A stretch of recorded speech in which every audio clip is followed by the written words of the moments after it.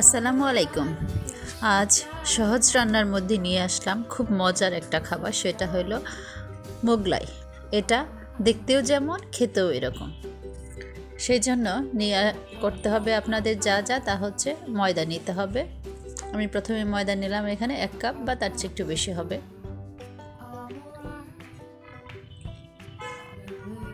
দিয়ে দিলাম স্বাদ অনুযায়ী লবণ। লবণটা দেওয়ার পর ভালো করে লবণটা ময়দার সাথে মিশিয়ে নিব।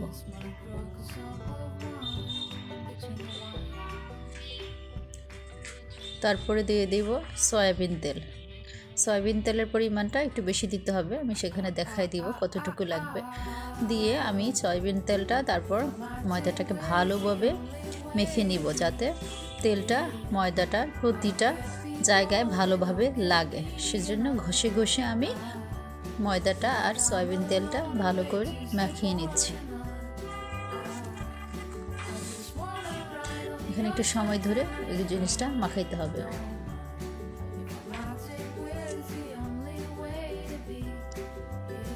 মাখানোর পর ঠিক এরকম হবে যে আমি মুঠ করলে একদম মুঠোর মধ্যে চলে আসবে, একটা দলা পেকে যাবে এরকম। যতটা তেল থাকবে পরিমাণটা বেশি, ততটাই আমার মোগলাইটা ক্রিস্পি হবে।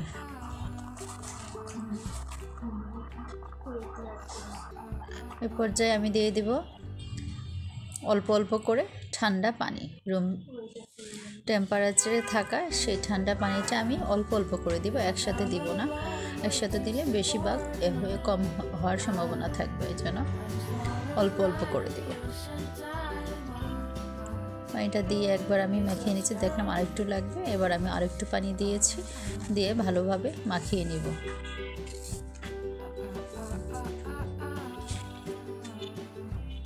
এটা দিয়ে আমি একটা স্মুথ ডো বানিয়ে নিয়ে তারপর রেস্টে রেখে দেব। এই যে আমার ডোটা মোটামুটি রেডি হয়ে গেছে। একটু এখন শক্ত লাগছে, কিন্তু যখন আমি রেস্টে রেখে দিব আধা ঘন্টা বা 1 ঘন্টার জন্য, তখন এটা আরও স্মুথ হয়ে যাবে।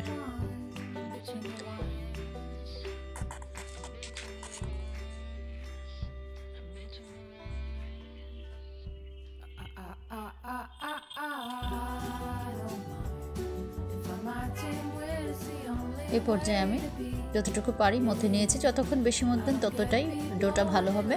আমি এখন ঢেকে রেখে দিব কিছু রেস্টে আধা ঘন্টার জন্য।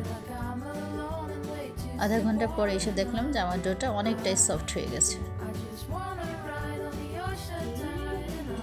এটা ইচ্ছা করলে আপনারা আটা দিয়েও করতে পারেন। তারপর ফিলিংয়ের জন্য লাগবে পেঁয়াজ কুচি, কাঁচামরিচ কুচি, আর লাগবে ধনেপাতা কুচি। আর যেটা দিতেই হবে সেটা হচ্ছে ডিম। এখানে ডিম দিব, আপনারা চাইলে চিকেনও দিতে পারেন। চিকেন দিলে এর স্বাদটা আরও অনেক গুণ বেড়ে যাবে।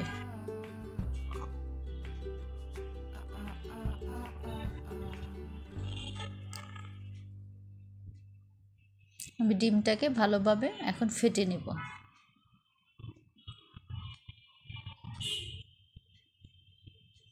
সামান্য পরিমাণে লবণ দিয়ে দিব। কুসুম এবং সাদা অংশ যাতে ভালোভাবে মিশে যায়, সেইভাবে আমি ভালো করে ফেটে নিব অনেকক্ষণ ধরে।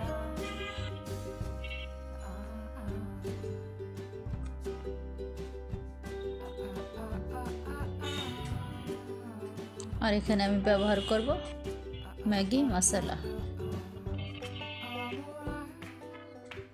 যতটুকু লাগবে আমি সেই পরিমাণে পেঁয়াজ এবং কাঁচামরিচ নিয়েছি, নিয়ে ম্যাগি মশলা দিয়েছি, আর সামান্য পরিমাণে লবণ দেব। এখানে আপনারা চাইলে টেস্টি সল্টও ব্যবহার করতে পারেন, অথবা বিট লবণও দিতে পারেন। খাওয়ার স্বাদটা নির্ভর করে আপনার ইনগ্রেডিয়েন্টসের উপর। যে যত বেশি ইনগ্রেডিয়েন্টস দেবেন স্বাদের পরিমাণটাও বেড়ে যাবে। এ পর্যায়ে আমি একটু ময়দা নিয়ে লেচি কেটে নিচ্ছি। তারপর গোল গোল করে এটাকে আমি একটা রুটি বানিয়ে নিব, অনেক পাতলা করে।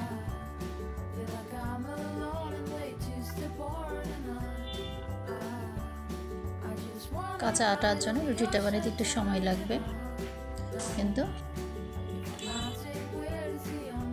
এরপর যে আমি চুলা জ্বালিয়ে দিয়েছি, দিয়ে আমি দিয়ে দিব পরিমাণ অনুযায়ী তেল। তেলটা একটু বেশি লাগবে কারণ এটা ডুবো তেলে ভাজতে হবে। আমার মোগলাই রুটিটা তৈরি হয়ে গেছে, অনেক পাতলা করতে হবে। তেল দেওয়া বিধায় এটা কখনোই ছিঁড়ে যাবে না বা ভাঙবে না, আপনি যত ইচ্ছা পাতলা করতে পারেন।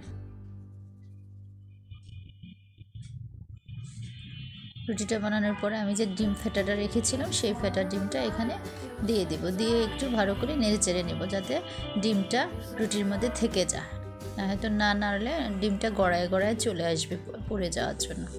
তারপরে আমি যে মশলা, ম্যাগি মশলা দিয়ে পেঁয়াজ কাঁচামরিচ মাখিয়ে রেখেছিলাম সেটা এর উপরে ছড়িয়ে দিব। এই পর্যায়ে বলেছিলাম না যে যদি আপনারা চান চিকেন দিতে,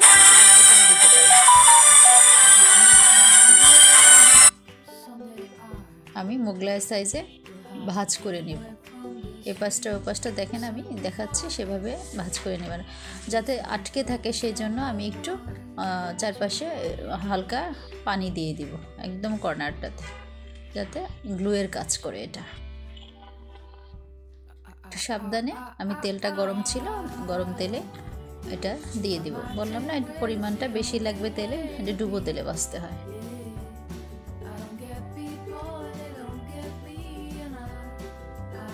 চুলাটা খুব বেশি লোতেও থাকবে না আবার হাইও থাকবে না, মিডিয়াম থাকতে হবে, কারণ এটা শুধু হয়ে গেলে হবে না, ভিতর থেকে কুকিং হইতে হবে আর ক্রিস্পি একটা ভাব থাকবে। তো মিডিয়াম থাকলে অনেকটা সময় লাগবে এবং ভিতর থেকে কুকও হবে আর একটা ক্রিস্পি ভাব থাকবে এবং বেশ কিছুক্ষণ ক্রিস্পি ভাবটা থেকে যাবে। তেলটা যদি আমি পাশ থেকে উপরে এভাবে দেই তাহলে মোগলাইটা ফুলে উঠবে। দেখেন আমার মোগলাইটা ফুলে উঠছে।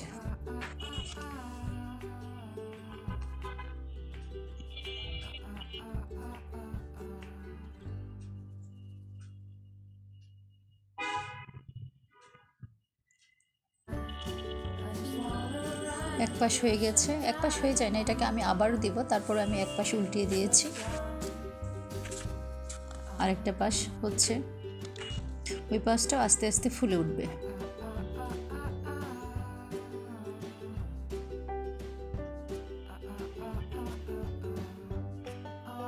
এই খাবারটা অনেক মজার হয়, আপনি সসের সাথে খেতে পারেন, সসের সাথেও খেতে পারেন, আর বানানোর জন্য খুব বেশি একটা কষ্ট হয় না।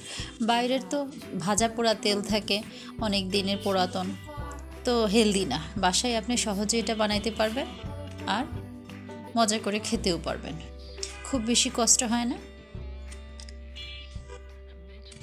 কত বড় হয়ে ফুলে উঠছে, খেতে অনেক মজার,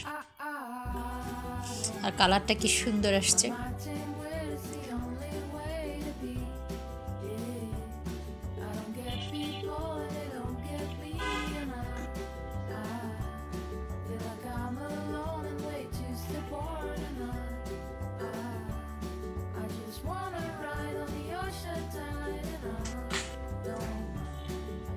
আমার মোগলাই অলমোস্ট হয়ে গেছে, আমি এই পর্যায়ে মোগলাইটাকে উঠিয়ে নেব, তেলটা একটু ঝরিয়ে নিব।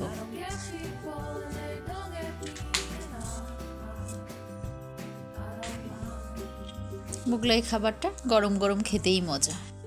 এটা এখন কুক হয়ে গেছে, আমি নামিয়ে নেব। নেওয়ার সাথে সাথে কেটে গরম গরম খাওয়ার মধ্যে অন্যরকম একটা মজা আছে।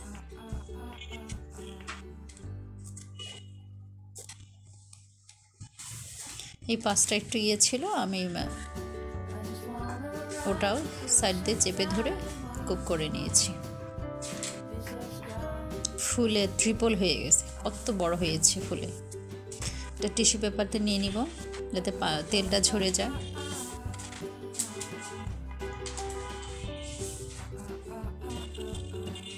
এভাবে আমি আরও কয়েকটা বানিয়ে নিব।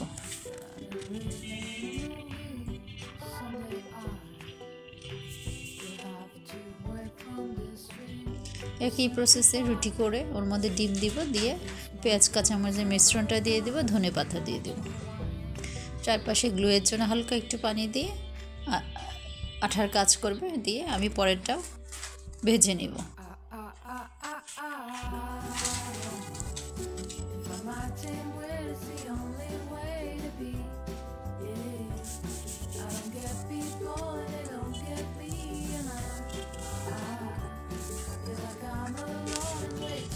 আমার ভাজা শেষ, এখন আমি পিস পিস করে কেটে নেব। এই জন্য আমি এটা চাকু নিয়েছি, চাকু নিয়ে মাঝখান থেকে বরাবর কেটে নিয়েছি। কি সুন্দর ডিম, একদম ঠাসা। আমি মোগলাটাকে স্কোয়ার আকৃতি করে কেটে নিলাম। এখানে আমার হয়েছে 8 পিস। 8 পিসের মধ্যে একটু একটু ছোট হয়েছে, বাকিগুলো বড় বড়ই ছিল। এর জন্য স্বাদের জন্য আমি দিয়ে দেব সামান্য পরিমাণে টেস্টি সল্ট। আর পরিবেশনের জন্য আমি সস নিয়েছি। আপনারা এর সাথে টমেটো সস নিতে পারেন অথবা